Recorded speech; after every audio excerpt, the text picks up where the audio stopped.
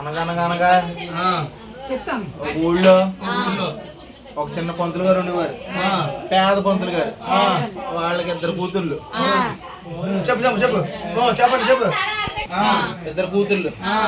ఆ ఇద్దరు కూతుళ్ళు కూడా అలాగెళ్ళి పేడ చేసుకుని పెట్టుకెళ్ళి కూర్చొని పిడకలు అమ్ముకొని వాళ్ళ జీవనం కొనసాగించేవారు. అందరూ కూడా డబ్బున్న వాళ్ళు అందరూ కూడా ఈ వ్రతాన్ని చేసుకోవడం చూసి బ్రాహ్మణ్ణి వాళ్ళిద్దరు కూతుర్లు కూడా, ఆ ఇద్దరు కూతురు పేర్లు కూడా చెప్తాను చూడండి, చిన్న బాకిరితమ్మ, పెద్ద బాకిరితమ్మ.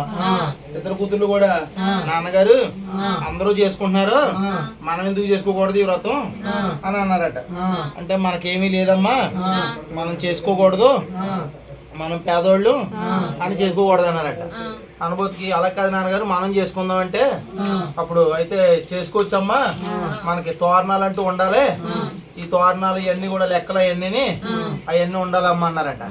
అంటే అప్పుడు ఇదేంటి అందరూ చేసుకుంటారు కదా నాన్నగారు, మనం కూడా ఏదో విధంగా చేసుకోవాలి, ఈ తోరణాలు అంటే ఏదో ఉన్నా అంటే అప్పుడు మర్చెడి కింద కూర్చుంటే అప్పుడు ఆ బ్రాహ్మణుడు తండ్రి మర్రి వాళ్ళని తోరణాల కింద చేసి, ఇవే తోరణాలమ్మా మీరు చేసుకోండి అని ఆయన సలహా ఇచ్చారట. ఇచ్చిన తర్వాత వాళ్ళిద్దరు అక్కచెల్లు కూడా ఆ తోరణాలు తీసుకొని మూలలు పెట్టుకొని మర్రి చెట్టు కింద మర్రాకులు వేసుకొని మర్రికాయల్ని బూర్లు అనుకొని ఆ యశోడికి దండం పెట్టుకొని పొద్దుటి నుంచి కూడా సాయంత్రం వరకు ఉపవాసం ఉండి సాయంత్రం ఆ నది ఒడ్డుని స్నానానికి వెళ్ళారట.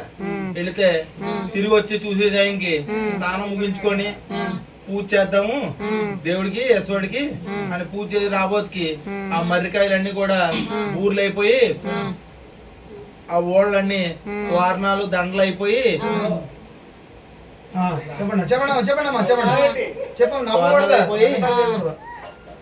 ఉన్నాయంట.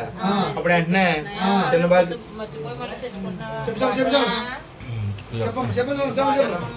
ఉంది, ఇక్కడ ఉందిలే. చిన్న బాకితమ్మ పెద్ద బాకితమ్మ కూడా చాలా ఆనందానికి లోనయ్యారట.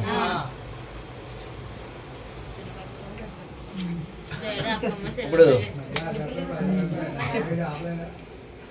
ఈ సాయంత్రం ఎప్పుడైతే ఈ మర్రికాయలు ఊర్లు అయిపోయా, అమ్మో కేదారేశ్వరుడు మన అందు ఉన్నాడు, పేదోళ్ళు డబ్బున్న వాళ్ళు ఏమి ఉండదు, దేవుడు మన అందు ఉన్నాడు అనుకొని ఇంకా ప్రతి సంవత్సరం కూడా అలా పూజ చేయడం మొదలు పెట్టారట. ప్రతి సంవత్సరం కూడా పూజ చేయడం తోటి సంపన్నులు అయ్యారు.